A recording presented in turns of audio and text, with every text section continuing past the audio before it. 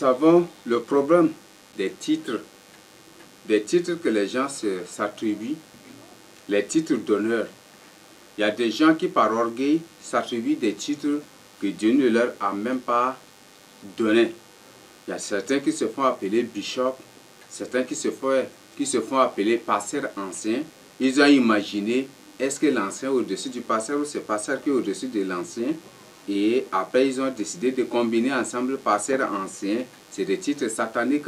Il y a des gens qui se font appeler prophète international, apôtre international. Il y a certains qui se font appeler caporal de Christ, commandant de Christ, colonel de Christ, général de Christ. Et on sera surpris un jour d'écouter qu'il y aura aussi un maréchal du Seigneur Jésus-Christ. Nous allons découvrir ces titres-là. Donc ce sont par orgueil que les gens se donnent ces titres. Ce ne sont même pas des titres. Ce ne sont même pas le Seigneur qui les a choisis. Ce ne sont même pas le Seigneur qui leur a donné ces titres. C'est là la grande corruption. Et tout ça, c'est le fruit de l'orgueil. Quand l'homme est orgueilleux, il s'attribue des titres pour s'élever au-dessus des autres. Même jusqu'à aujourd'hui, il y a des gens qui continuent toujours par penser, par débattre sur le prophète et l'apôtre. Il se pose la question, est-ce que c'est le prophète qui est au-dessus de l'apôtre ou c'est l'apôtre qui est au-dessus du prophète? Les gens s'attribuent des titres comme ils le veulent. Donc, fuyons ces choses, c'est de la corruption. Donc, les titres ne sauvent pas une personne. S'attribuer des titres qui ne viennent pas du Seigneur, Dieu condamne cela. Dieu condamne cela. Donc, humilions-nous, rabaissons-nous au lieu de nous élever. Rabaissons-nous au lieu de nous attribuer des titres que le Seigneur condamne, car c'est des mensonges devant lui. Ce que je voudrais d'abord avertir à beaucoup, parce qu'il y a des titres où on voit que c'est devenu une épidémie, où ça envahit tout le monde. Donc tout le monde s'élève là pour se donner des titres que Dieu n'a même pas donnés. Donc faisons attention et on ne blague pas avec le Seigneur Jésus-Christ. Donc fuyons ces titres-là et abandonnons-les.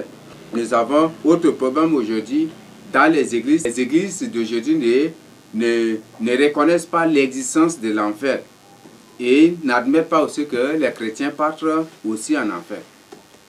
Beaucoup d'églises disent que les chrétiens ne partent pas en enfer. Si tu crois au Seigneur déjà, tu es sauvé. Ça, c'est des mensonges, c'est des grands mensonges. Et beaucoup d'églises disent que l'enfer résistera après le jugement dernier. Ce n'est pas l'enfer qui existera au jugement dernier, mais c'est le temps de feu. Donc, il y a 2 lieux provisoires qui attendent chaque être humain qui meurt, et il y a 2 lieux éternels aussi, dont nous avons le ciel et la Nouvelle Jérusalem, et nous avons le temps de feu qui est un lieu éternel. Le ciel, c'est un lieu éternel aussi, parce que c'est le nouvel ciel que le Seigneur créera. Et nous avons 2 lieux provisoires qui sont l'enfer et le paradis. Le paradis, c'est un lieu provisoire. L'enfer, c'est un lieu provisoire. Donc, chaque être humain qui meurt aujourd'hui, s'il meurt dans le Seigneur Jésus-Christ directement, on l'amène au paradis. S'il meurt dans l'obéissance, dans la sanctification, on l'amène au paradis pour attendre l'enlèvement. Et c'est après l'enlèvement que tous ceux du paradis vont sortir pour être conduits ensemble avec nous qui serons enlevés au ciel en présence de Dieu. Donc l'enfer n'est pas un lieu éternel. L'enfer existe. Si tu meurs aujourd'hui, soit on va te conduire en enfer, soit on va t'amener au paradis. Pour cela, lisez Luc 16, de verset 19 à 31 pour découvrir l'histoire de Lazare et de l'homme riche. L'homme riche, quand il est mort, directement il a atterri en enfer. Et Lazare, quand il est mort, les anges l'ont transporté au paradis. Donc, c'est ce que je voudrais nous avertir. La Bible a bien précisé dans Apocalypse 21, du verset 11 à 15. Puis je vis un grand trône blanc et celui qui était assis dessus. La terre et le ciel s'enfuirent devant sa face et il ne fut plus trouvé de place pour eux. Et je vis les morts, les grands et les petits, qui se tenaient devant le trône. Des livres furent ouverts et un autre livre fut ouvert, celui qui est le livre de vie. Et les morts furent jugés selon leurs œuvres, d'après tout ce qui était écrit dans ces livres. La mer rendit les morts qui étaient en elle. La mort et le séjour des morts rendirent les morts qui étaient en eux. Et chacun fut jugé selon ses œuvres. Et la mort et le séjour des morts furent jetés dans l'étang de feu. Dans l'étang de feu. C'est la seconde mort, l'étang de feu. Quiconque ne fut pas trouvé écrit dans le livre de vie fut jeté dans l'étang de feu. Donc, au jugement dernier, après le jugement dernier, la Bible a bien précisé que au jugement dernier, tous ceux qui sont dans le séjour de mort, le séjour de mort c'est l'enfer. Donc tous ceux qui sont en enfer vont sortir de l'enfer pour être jugés. C'est en ce jour-là qu'ils vont connaître ce qu'on appelle le jugement. Dieu va le juger et après ils seront jetés dans l'étang de feu. Et la Bible dit que l'enfer même sera pris et jeté dans l'étang de feu. Le séjour de mort sera pris et jeté dans l'étang de feu. La mort aussi sera jetée dans l'étang de feu. C'est ce que la Bible dit. Même aussi ceux qui se trouvent dans la mer, que la mer va rendre tous ceux qui se trouvent en elle. Qu'est-ce que cela veut dire? Il y a des civilisations sous-marines, il y a des sirènes qui sont là, il y a des êtres humains qui sont portés disparus sur la terre, qui sont là, qui travaillent là pour le compte de la reine de la côte sous la mer. Donc ce sont ces gens-là, s'ils n'atteignent pas encore leur âge déterminé par Dieu et que le jugement dernier arrive, ces gens se vont sortir. Le Seigneur va les faire, la mer va les rendre, la mer va les vomir et ils vont tous sortir de la mer pour être jugés. Le Seigneur va les faire sortir pour être jugés. C'est là le mystère qui est caché dans le verset 13 de Apocalypse 20. Donc, il y a des gens qui vivent sous la mer là. Il y a des sirènes, il y a des rois, tous ces gens, ce sont des démons qui habitent sous la mer. Il y a des humains qui vivent aussi sous la mer. Il y a des humains que Satan a capturés sur la terre pour les conduire sous la mer. Il y a des victimes des sorciers qui travaillent sous la mer. Il y a des gens qui sont en prison. Il y a des prisonniers aussi, des reines, des sirènes. Il y a des prisonniers de Satan qui sont aussi sous la mer. Ces anges-là, après, au jugement dernier, le Seigneur va tous les faire sortir de là pour être jugés. Et c'est à ce jour qu'ils seront précipités dans l'étang de feu. Dans l'étang de feu, la terre sera prise pour être jetée dans l'étang de feu. Le ciel sera jeté dans l'étang de feu. Le séjour de mort qu'on appelle l'enfer sera pris et jeté dans l'étang de feu. Et la mort sera aussi jetée dans l'étang de feu. C'est ce que la Bible a bien précisé. Donc il y a deux lieux provisoires, le séjour de mort ou l'enfer. Si tu meurs aujourd'hui, soit tu pars dans le séjour de mort directement ou c'est au paradis. Le paradis c'est un lieu provisoire. Car l'enlèvement, ceux qui s'y trouvent vont sortir pour aller ensemble avec nous au paradis. Et c'est là qu'on va célébrer la fête des noces. On va célébrer le grand mariage au ciel. Ce que je voudrais nous avertir. Donc l'enfer est une réalité. Beaucoup de gens s'y trouvent. Le Seigneur m'a conduit en enfer. J'ai vu des choses horribles. Et ces témoignages, si vous êtes dans le besoin, vous pouvez faire ci aussi pour les avoir. Donc l'enfer est une réalité. Il y a des gens qui crient, il y a des gens qui pleurent, les gens regrettent, les gens demandent. Peut-être toi qui suis ce témoignage, en enfer, il y a une personne qui a envie de suivre ce témoignage pour se repentir. Mais il n'a pas cette occasion, on lui dit que c'est déjà trop tard. Peut-être tes parents en enfer demandent, supplient le Seigneur à tout moment. Seigneur, envoie telle personne vers tel parent ou vers mes enfants pour leur annoncer la bonne nouvelle. Pour ne viennent pas derrière moi ici en enfer. Mais aujourd'hui, on prend ce temps, au lieu de saisir l'occasion pour nous repentir, on ne veut pas le faire, mais on a toujours des doutes, on veut toujours courir derrière les choses de ce monde, on veut toujours l'occultisme, vivre dans la magie, dans la sorcellerie, on veut toujours plaire à Satan, on veut toujours plaire au monde et on ne veut pas le Seigneur Jésus-Christ. Donc pensons au salut de nos âmes. L'enfer est une réalité. L'enfer est une réalité. Et des gens pleurent. Même le Seigneur Jésus-Christ a envoyé ces gens, ils pleurent aussi ses larmes. Quand tu écoutes seulement le cri d'une personne en enfer, tu vas trembler. Tu vas trembler, ça va te faire trembler. Beaucoup de gens qui combattent la vérité en allant radio, en allant par-ci, par-là. Si le Seigneur ouvre seulement les oreilles pour entendre seulement le cri d'une personne seulement en enfer, cette personne va trembler, il va tout abandonner. Même ce que le Seigneur ne lui a pas recommandé d'abandonner, il va abandonner pour son salut. Ce que je voudrais nous avertir. Pensons au salut de nos âmes. L'enfer est une réalité. Et des tortures de l'enfer sont vraiment horribles. C'est des tortures impitoyables. Il n'y a pas de pitié en enfer. Et ces démons, c'est des démons très méchants et qui éprouvent plus de plaisir, plus de rire dans dans des mauvais traitements, dans les tortures qu'ils infligent aux victimes. Donc, ne prends pas ce risque pour atterrir en enfer, car tu es déjà averti. Le Seigneur t'avertit aujourd'hui que l'enfer est une réalité et prends une décision. Car c'est aujourd'hui, le jour du salut. Ce n'est pas après la mort. Il n'y a pas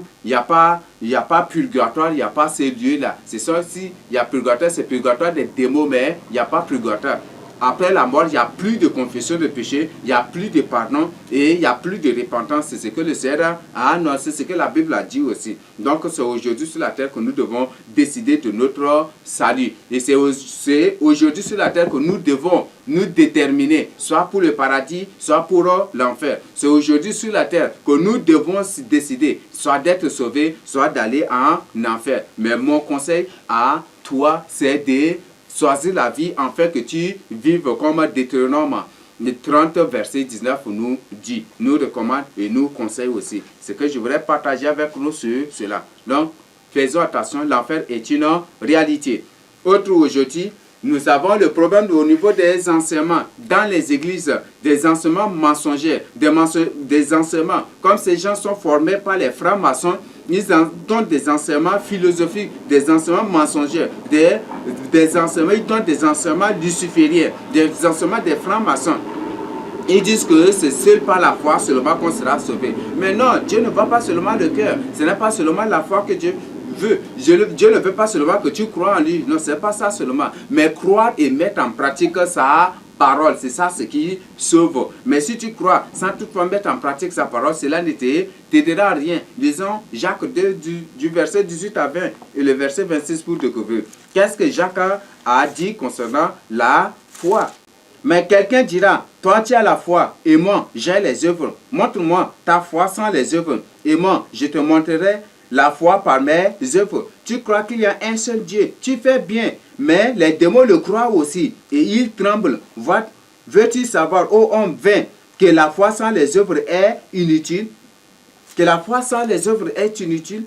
Donc, si tu crois qu'il y a un seul Dieu, si tu crois que le Seigneur Jésus-Christ est ressuscité d'entre les morts, si tu crois qu'il est venu sur la terre, si tu crois qu'il est mort pour toi et qu'il est reparti au ciel, ce n'est pas ça qui te sauve, mais c'est en croyant et en mettant en pratique sa parole. Comme dans Jean 8, verset 51, il dit que celui qui met en pratique ma parole ne verra jamais la mort. Même dans Jean 14, verset 15, qu'est-ce qu'il dit? Si vous m'aimez, gardez mes commandements. C'est ce que le Seigneur Jésus-Christ dit. Le verset 26 de Jacques 4. Comme le corps sans âme est mort, de même la foi sans les œuvres est morte. Donc les œuvres, ce ne sont pas les œuvres matérielles, les œuvres spirituelles, tes comportements, ta manière de marcher avec lui. C'est une œuvre. Donc nous devons changer, nous devons revoir notre position. Non, ce n'est pas en croyant que Dieu est là, Jésus est là et que son sang est versé pour moi que je dois vivre dans le désordre, mais je dois mettre en pratique sa parole. C'est ce que le Seigneur Jésus nous a recommandé. Donc si tu crois qu'il y a un seul Dieu, si tu crois que Jésus est mort et qu'il est ressuscité, qu'il est reparti au ciel, les démons croient aussi. Et la Bible dit qu'ils tremblent, ils tremblent. Mais ce qui te distingue, ce qui te diffère des démons, c'est que tu crois et tu mets en pratique sa parole. Alors que les démons ne mettent pas en pratique sa parole. Donc c'est ce qui nous diffère. Donc tu es déjà averti et c'est le moment de revoir ta position.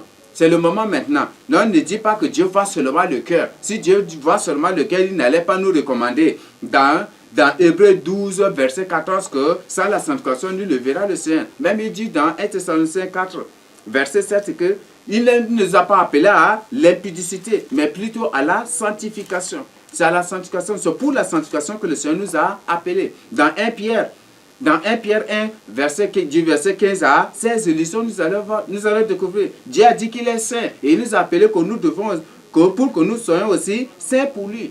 Mais donc, la vie chrétienne n'est pas une vie de désordre. Sanctifions-nous et revoyons notre position. Non, Dieu ne voit pas seulement le cœur, mais Dieu veut complètement la personne. Même il dit que tout ce qu'il veut de nous, il veut que nous soyons irréprochables et irrépréhensibles en âme, en esprit et dans le corps. Donc tout notre être entier, corps, âme, esprit, doit être saint devant lui. Et nous devons être irrépréhensibles et irréprochables.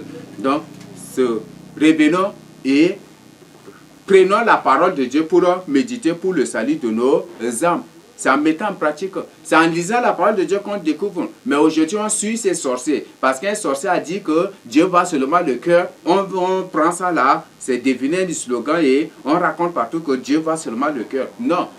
De la vie chrétienne, être sauvé, Dieu ne veut pas les paresseux. Si tu es un paresseux spirituel, là c'est impossible pour toi pour être sauvé. Parce que le Seigneur a annoncé que depuis que le royaume de Dieu est annoncé depuis Jean-Baptiste jusqu'à lui, que ce sont les violents qui entrent dans le royaume de Dieu. Donc on ne soit plus un paresseux spirituel, ne soit plus un oisif spirituel et ne soit plus une personne qui suit la multitude. Comme Exode 23 nous dit, ne suis pas la multitude pour commettre l'iniquité, ne suis pas la multitude pour te détourner de l'Éternel et ne suis pas la multitude pour blasphémer ou pour combattre Dieu. Car c'est une chose terrible que de tomber entre les mains du Dieu vivant, comme Hébreux 10, 31 nous dit. Donc, revoyons notre vie et revoyons notre intimité, notre communion, notre manière de marcher avec le Seigneur Jésus-Christ pour le salut de nos âmes. On a un grand problème aujourd'hui, l'enseignement sur le plan familial au sein de l'Église. C'est des abominations que nous devons combattre. C'est des abominations. Nous ne devons, un jour, dans une église de Christ, les gens sont venus avec les préservatifs pour montrer que nous devons espécer les naissances. Même un pasteur qui a conseillé aux jeunes, si vous n'avez pas le préservatif et quand vous passez le rapport social, vous pouvez même éjaculer dehors. Tout ça, c'est des abominations. Et Dieu condamne ces pratiques-là. Donc, abandonnez ces choses. Le planning familial, utiliser les préservatifs, Dieu condamne. Utiliser les pilules, Dieu condamne. Les contraceptifs, toutes ces choses, Dieu condamne. Éjaculer dehors, Dieu condamne. C'est le chemin de l'enfer. Donc, fuyons ces choses. Abandonnons ces choses. Même dans certains hôpitaux, dans les hôpitaux, soi-disant chrétiens, on dit que nous aussi, ces sorciers disent qu'eux aussi sont des serviteurs de Dieu et Dieu recommande qu'on observe le planning familial pour bien gérer le foyer et pour bien s'occuper des enfants. Et ce sont des sorciers, ce sont des agents de Satan. Donc, ne les suivons pas. Et si tu veux suivre, c'est ta liberté de les suivre, mais c'est toi qui les regretteras. Ce sont des sorciers et c'est ça la mission que Satan leur a confiée. C'est ça la mission que Satan leur a confiée. Et si tu les suis-les. Mais c'est toi qui le regretteras. Et tu diras un jour à l'autre que Moïse t'a déjà averti et que c'est par ton orgueil, par ton arrogance, c'est par ta petitesse, par ta désobéissance, par ton obstination que tu t'es égaré. Donc, c'est ce que je voudrais nous dire. Le planning familial est condamné par Dieu et nous devons fuir cela. Avorter. La Bible condamne l'avortement. Et si tu as avorté un enfant sans confesser ses péchés jusqu'à présent, tu dois le faire pour le salut de ton âme. Je t'informe que cet enfant t'attend à la porte du paradis. Si tu meurs aujourd'hui, cet enfant t'attend là. Et si tu n'as pas confessé ses péchés, c'est cet enfant qui va t'empêcher d'entrer, qui va t'entrer d'entrer au paradis. Donc, confesse ses péchés avant qu'il ne soit trop tard. Et si tu confesses ces péchés de tout ton cœur, et si tu te répands, si tu abandonnes ce chemin, le Seigneur va récupérer cet enfant et tu n'auras plus d'obstacles si tu meurs pour aujourd'hui. Tu n'auras plus d'obstacles d'entrer au paradis. Mais si tu me prends pour un menteur, refuse de confesser ses péchés, refuse de te repentir. Et toi-même, tu verras de tes propres yeux. Nous avons le grave problème aujourd'hui, on combat les révélations. On dit qu'il n'y a plus de révélation, l'esprit ne travaille plus, il n'y a plus de révélation, Dieu ne parle plus aux gens et c'est fini, Dieu ne parle. Non, mais la Bible même c'est une révélation. Toute la Bible c'est une révélation. La Bible c'est une révélation. Qui a dit à Moïse qu'à tel moment il y avait ça, il y avait ça, il y avait ça? Qui lui a dit cela? C'est par révélation que Dieu lui a montré qu'au commencement il a fait ceci, il a fait cela, il a fait cela. Et comme ça qu'il a créé l'homme. Tout ça, c'est par révélation que Dieu a montré à Moïse, a montré à ses serviteurs toutes les choses.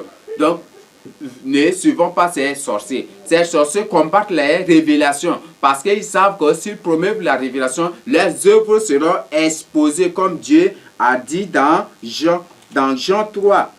Ils combattent la vérité parce qu'ils savent que leurs œuvres seront exposées. Parce que leurs œuvres seront exposées. C'est à cause de cela qu'ils combattent les révélations. Jean 3, verset 19 à 21. Qu'est-ce que dit le Seigneur Jésus? Et ce jugement, c'est que la lumière est venue dans le monde. Les hommes ont préféré les ténèbres à la lumière parce que leurs œuvres étaient mauvaises. S'ils acceptent la lumière, ils seront exposés. Soit ils vont se repentir, ils seront exposés. Donc c'est pour ça qu'ils refusent la lumière pour demeurer dans les ténèbres. Car quiconque fait le mal est la lumière et ne vient point à la lumière, de peur que ses œuvres ne soient dévoilées. Donc si une personne vient à la lumière de la vérité, ses œuvres seront dévoilées et il sera obligé de se repentir. S'il ne se repent pas, il sera exposé aussi. Et tout le monde le connaîtra. Mais celui qui agit selon la vérité, c'est que la Bible dit, mais celui qui agit selon la vérité vient à la lumière, afin que ses œuvres soient manifestées, parce qu'elles sont faites à Dieu. Parce qu'elles sont faites à Dieu. Donc celui qui aime la vérité, il va venir à la lumière de la vérité pour que ses œuvres, ce qu'il ne comprend pas, ce qu'il n'a pas découvert, ou des choses qui sont cachées dans sa vie, soient révélées pour se repentir et pour abandonner ces choses. C'est ce que le Seigneur Jésus-Christ veut nous dire ici. Donc, ne suivons pas ces sorciers. Et la Bible dit que tant que nous serons sur la terre, il y aura toujours des révélations. Car le Seigneur lui-même a dit qu'il a tant d'autres choses à nous communiquer. Mais c'est dans la suite des temps d'abord qu'il le fera. Donc c'est l'Esprit qui viendra pour nous révéler ces choses-là au fur et à mesure. Parce que toutes ces choses, s'il nous révèle, s'il partage avec ses disciples, s'il partage avec nous en un seul jour, on ne peut pas tous comprendre, on ne peut pas tous contenir ces choses. Donc il dit c'est au fur et à mesure. Pour cela, lisez tous les chapitres de Jean, ou lisez le Jean 16, du verset 1 à 15, lisez, vous allez découvrir. Jean 16, 1 à 15, lisez, vous allez découvrir. Donc il y a tant de choses que le Seigneur a nous annoncé. Mais s'il nous donne, s'il partage avec nous, on ne peut pas tout contenir ces choses. On ne peut pas tout retenir ces choses. Alors le Seigneur décide que c'est l'Esprit qui nous révélera ces choses au fur et à mesure. C'est ce que le Seigneur Jésus-Christ a annoncé. Donc ce n'est pas la fin des révélations par la fin aussi des œuvres des apôtres. Mais les apôtres ont travaillé avec l'Esprit de Dieu. Et c'est le même Esprit qui travaille avec l'Église de Christ. On dit que l'Esprit n'existe plus, l'Esprit ne travaille plus, l'Esprit ne se manifeste plus. Mais quelle est la raison d'être de l'Église si l'Esprit n'est plus? C'est l'Esprit qui oriente, c'est l'Esprit qui dirige l'Église de Christ. Mais si l'Esprit ne dirige plus l'Église de Christ, c'est l'homme qui dirige, et si c'est l'homme qui dirige, c'est Satan qui dirige cette Église. Parce que l'homme ne peut pas se mettre à la place de Dieu ni à la place de l'Esprit Saint pour orienter efficacement l'œuvre du Seigneur. Donc, ce que je voudrais nous avertir. Lisons aussi Job 33, 14 à 18 pour découvrir ce que la Bible dit. Dieu parle cependant, tantôt d'une manière, tantôt d'une autre, et l'on n'y prend point garde. Il parle par des songes, par des visions nocturnes, quand les hommes sont livrés à un profond sommeil, quand ils sont endormis sur leur couche, alors il leur donne des avertissements et met le sceau à ses exécutions, afin de détourner l'homme du mal et de le préserver de l'orgueil, afin de garantir son âme de la fosse et sa vie des coups du glaive. Son âme des coups du glaive. Mais qu'est-ce que cela veut dire? Donc, si le Seigneur nous révèle ces choses, si le Seigneur nous donne des révélations, nous accorde des révélations, nous montre des choses, c'est pour nous avertir, afin de préserver notre vie des coups de glaive. Les coups de glaive, c'est en enfer. C'est pour que nous puissions éviter la fosse. Quelle fosse? C'est la fosse de l'enfer. C'est pour nous avertir, prévenir que telle chose, ça conduit dans la fosse de l'enfer. Donc nous devons abandonner ces choses et c'est comme ça que nous serons sauvés. Mais aujourd'hui, on combat farouchement les révélations. Il y a tant d'autres versets. Même dans Proverbe 29, verset 18, qu'est-ce que la Bible dit? Quand il n'y a pas de révélation, le peuple est sans frein. Heureux s'il observe la loi. Donc s'il n'y a pas de révélation, le peuple est perdu. Le Seigneur Jésus, par son amour, nous révèle des choses. Tant d'autres choses. Aujourd'hui, Satan multiplie des stratégies, des centaines, des milliards et des milliards et des milliards et des milliards. Des stratégies pour abattre ou pour avoir un seul chrétien. Mais face à tout cela, Dieu va rester toujours indifférent. Dieu va rester comme ça pour nous voir. Non. Il nous révèle. Il nous montre que voilà, telle c'est telle chose. Le Seigneur nous révèle ces choses. Même il y a beaucoup de choses, beaucoup de gens qui peuvent témoigner. Une sœur qui, une nuit, le Seigneur lui a montré que que l'enfant de tel voisin va tomber dans un puits. La nuit, le matin, là, elle a négligé cela. Et à leur indiquer l'enfant était tombé dans le puits. Et c'est là qu'elle a reconnu que c'est Dieu qui l'a averti. Dieu nous parle toujours. Donc si une personne dit que Dieu ne parle plus, le Seigneur ne parle plus, que les révélations ne viennent pas de Dieu, c'est un sorcier. C'est que je voudrais d'abord vous avertir. C'est un sorcier, c'est un agent de Satan, c'est un franc-maçon. Donc cette personne a en train de combattre ces choses pour aider son maître Satan à implanter son règne sur la terre. Parce que Satan veut coûte que coûte. Et cela est déjà entrepris pour établir l'ordre mondial de l'Antichrist, pour concrétiser le règne de Satan sur l'humanité. Donc, fuyons de telles personnes. Et de telles personnes, si une personne dit que Dieu ne parle plus, Dieu n'accorde plus de révélation, c'est un sorcier. C'est que je voudrais vous avertir. Et demander à la personne de bien relire la Bible qu'il a à la maison. Donc, c'est que je voudrais nous avertir. Tant que l'Église de Christ est sur cette terre, il y aura toujours des révélations. Sauf, c'est pendant le règne de 1000 ans qu'il n'y aura plus de révélations, parce que c'est le Seigneur Jésus-Christ qui viendra pour régner sur la terre. C'est pendant le règne de 1000 ans qu'il n'y aura plus de révélations. Et la Bible a précisé que si pendant le règne de 1000 ans, une personne s'élève pour prophétiser, on va dire que toi, là, tu es un menteur. Ok, et que c'est ses parents même qui vont le combattre, qui vont le transpercer, qui vont le tuer. Et parce que le Seigneur est déjà sur la terre, c'est lui qui règne avec nous, qui règne sur l'humanité. Il n'y aura plus de mal, il n'y aura plus de famine, il n'y aura plus de catastrophes, ni de virus, ni d'endémies, ni des endémies, ni des épidémies. Il n'y aura plus de malheurs sur la terre. Et la Bible dit, Ésaïe a dit qu'en ces jours-là, si un homme se met à prophétiser, ses parents vont dire, toi tu es un menteur, et on va et eux-mêmes, ses parents, ce sont ses propres parents qui vont chercher à le tuer. C'est ce que la Bible, c'est ce que Ésaïe a rapporté sur le règne du Seigneur Jésus-Christ de 1000 ans sur la terre. Donc, et je t'informe que tous ceux qui combattent la vérité, aucun d'eux ne te défendra devant Satan pour dire que non, c'est à cause de moi qu'il est en enfer, donc faites-le sortir. Il ne te dira jamais cela. Personne, aucun d'eux ne dira au Seigneur, non Seigneur, c'est à cause de moi qu'il est maintenant, il est tombé dans ses pieds, donc que vous le pardonnerez, oui, moi à sa place, personne ne dira cela. Donc, le salut individuel et tous ces gens qui se sont déployés pour combattre aujourd'hui les révélations, pour combattre les messages que le Seigneur Jésus-Christ nous a accordés, sont des sorciers et ils savent bien que eux, ils ne seront pas sauvés. Quelles que soient les conditions, ils ne seront pas sauvés. Satan ne permettra point qu'ils soient sauvés. Alors, pour se venger, il se déploie pour combattre la vérité, pour combattre. Et ce sont ces gens qui partent de maison en maison pour dissuader les gens, pour chercher à convaincre les gens pour abandonner la voie de la vérité. Et je t'informe, si tu es victime, c'est toi qui vas pleurer. Et ils vont rire parce que tu es tombé dans leur piège, mais c'est toi qui vas regretter. Donc, ouvre bien les oreilles et ouvre bien tes yeux, car le salut est individuel. Personne ne t'aidera, personne ne prendra ta défense devant le Seigneur Jésus-Christ.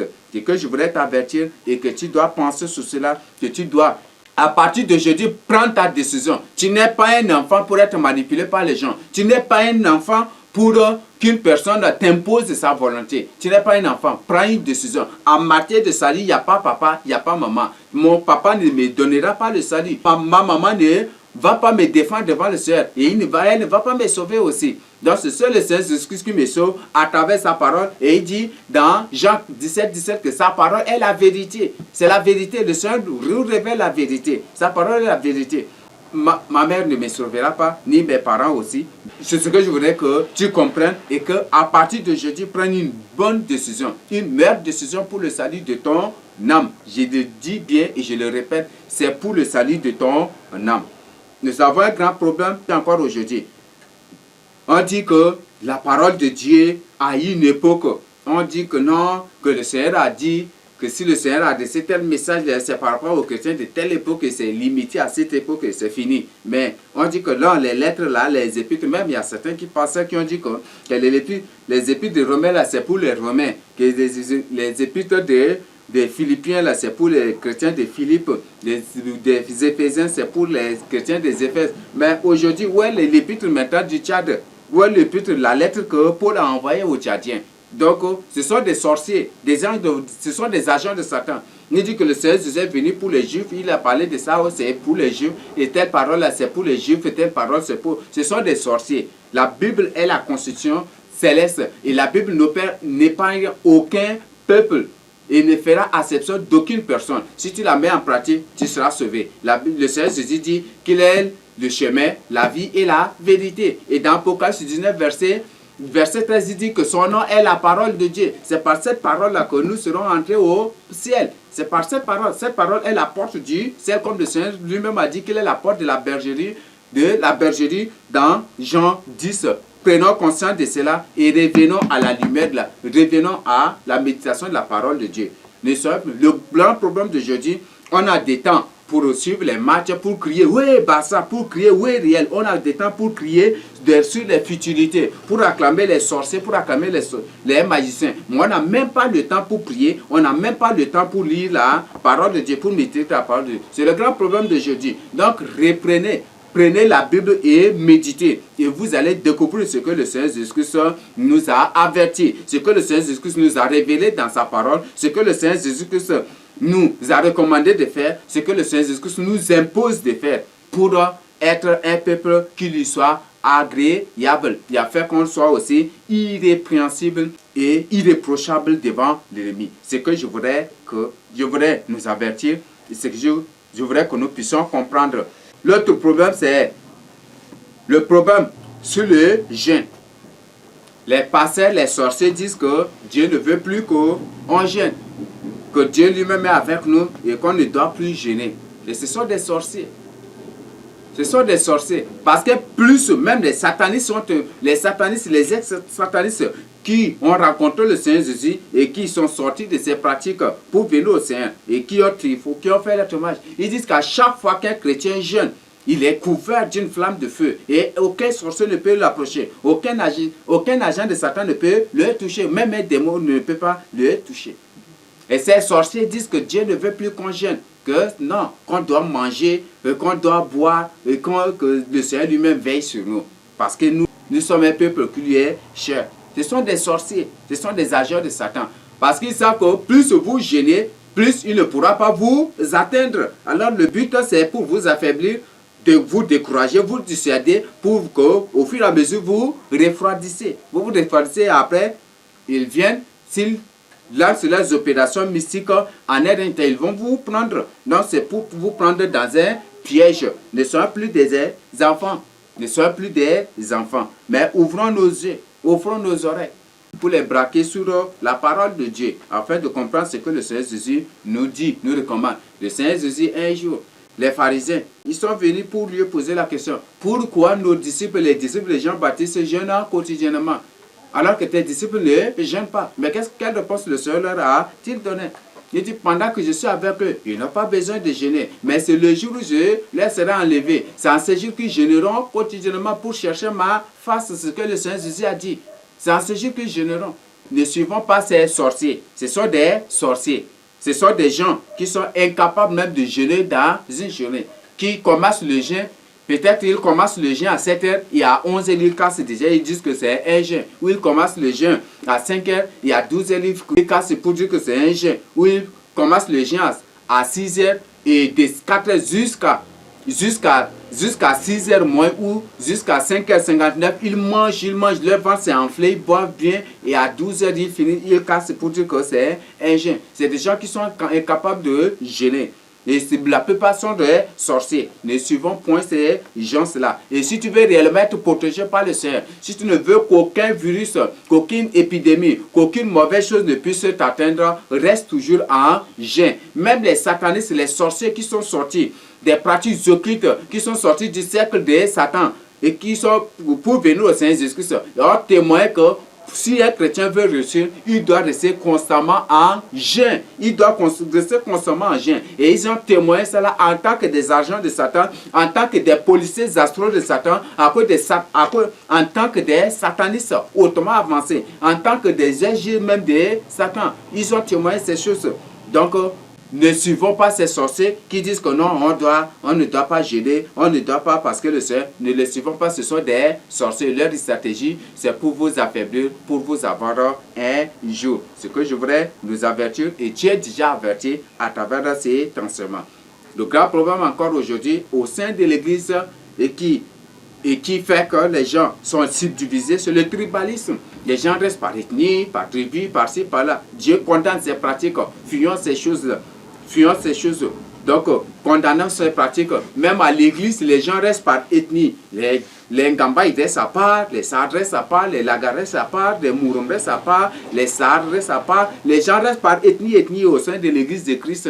C'est la division. Et Dieu condamne la division. Donc, fuyons ces pratiques-là. Et les gens s'aiment aussi par ethnie, par parenté, par amitié. C'est ceux qui se connaissent là, qui s'aiment.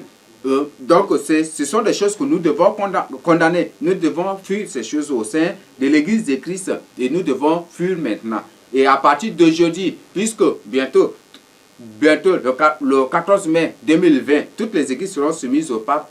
Et c'est le pape qui va diriger toutes les églises du monde. Tu dois sortir de ces églises et une fois sorti, tu dois maintenant apprendre à aimer tous les élus du Seigneur Jésus-Christ de tout ton cœur.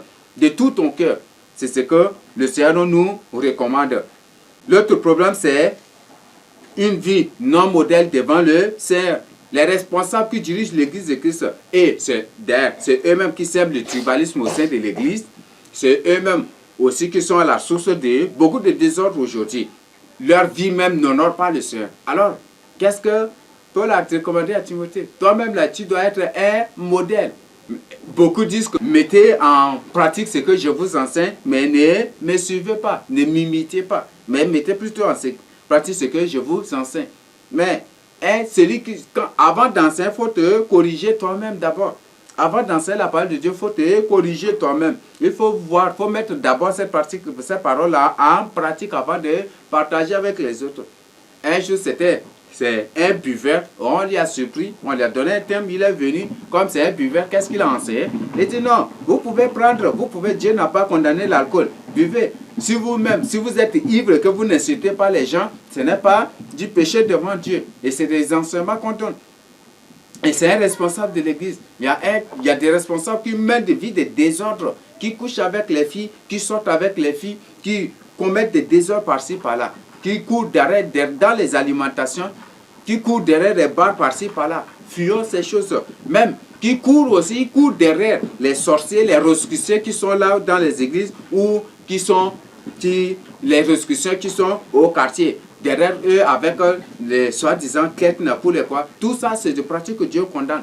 Donc, c'est des pratiques que Dieu condamne. Notre vie doit être un modèle pour les autres. Notre vie doit être un modèle. Et c'est notre vie qui doit refléter la parole de Dieu là où nous sommes. C'est ce que Dieu nous recommande et ce que Dieu veut que nous fassions. Autre problème, c'est le problème de partenariat. Les églises sont entrées en partenariat avec les ONG, avec les bailleurs, avec World Vision, avec les organismes par-ci, par-là. L'église de Christ n'est pas une entreprise pour entrer en partenariat.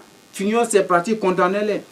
Quand on parle de World Vision aujourd'hui, la plupart des églises du pays travaillent en collaboration avec World Vision. Mais World Vision, c'est la vision du gouvernement mondial. World Vision, c'est vision mondiale. Et vision mondiale, c'est la vision mondiale de l'Antichrist. La vision mondiale du faux prophète qui est le pape. Et World Vision est financé par le Vatican, est financé par le pape, financé par l'Antichrist. Mais on met ça sur le dos de la Banque mondiale. Non, ça c'est des pratiques que nous devons condamner. Nous devons fuir ces choses-là. Nous devons fuir ces choses. L'église de Christ n'est pas une entreprise pour entrer en partenariat ou en relation avec les organismes. Fuyons ces choses, c'est la corruption. C'est la corruption de l'église. Et voilà que nous avons détruit l'église de Christ à travers ces choses. Il nous donne des choses envoûtées, des choses démoniaques, des choses sataniques. Toutes ces choses, il nous donne. C'est des choses sataniques. Nous devons condamner ces choses-là. Nous devons maintenant nous repentir. Et toi qui es chrétien, si tu es un serviteur de Dieu et que tu es en collaboration avec un organisme, ou avec les humanitaires encore parce que tu es serviteur de Dieu et que tu as besoin d'avoir des moyens, je t'informe que tu a déjà vendu ton âme à Satan. Parce que tous les dons qu'il donne, il ne donne rien. Satan ne donne rien sans rien. Il donne quelque chose pour ton âme. Et spirituellement, tu es déjà corrompu. Spirituellement, tu as déjà la marque 666.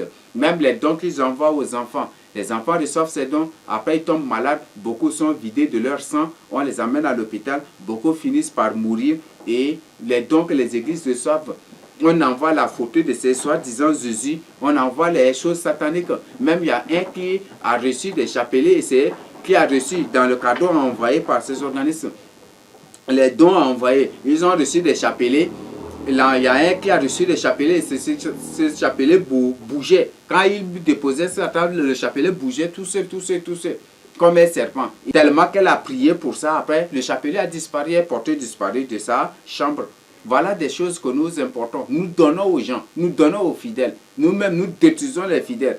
Mais le Seigneur réclamera leur sang sur vous. Donc, repentez-vous, car ce n'est pas encore trop tard. C'est le moment de se lever pour confesser ses péchés en public pour que ces gens puissent vous pardonner. Demandez pardon. Confessez ses péchés, car vous avez détruit beaucoup d'âmes. Beaucoup d'âmes.